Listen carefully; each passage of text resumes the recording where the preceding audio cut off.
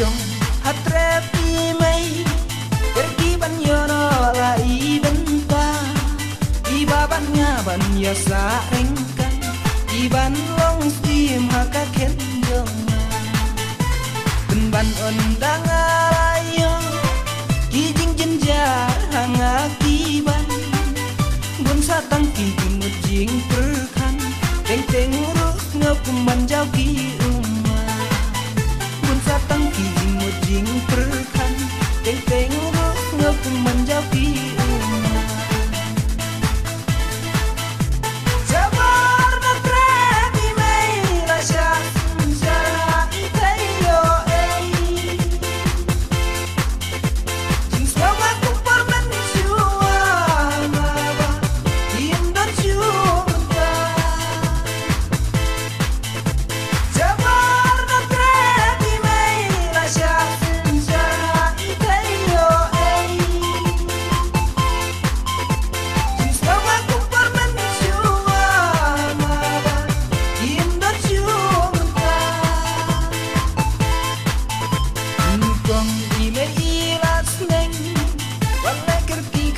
waktu rumah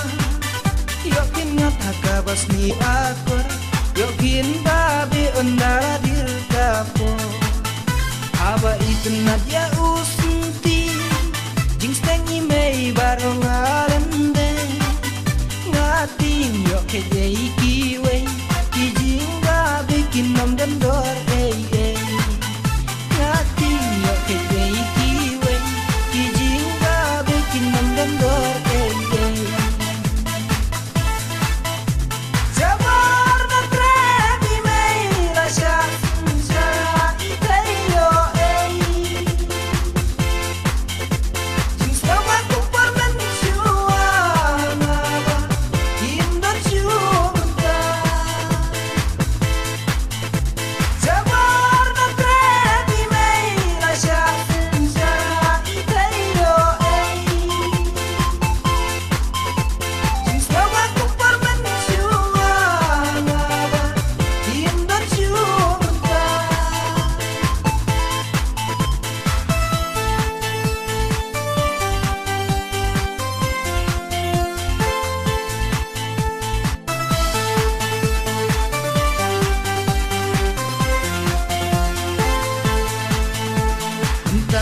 ngalas ngautu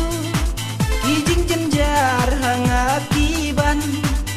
langat reisi teman lakasni balai ka plajong kadang tuli teng leha bom yo bela iana des kumban kasi sitayo ngasu syong sni ngahapan krong wat ya ubiri sitayo ngasu syong sni ngahapan krong wat ya ubiri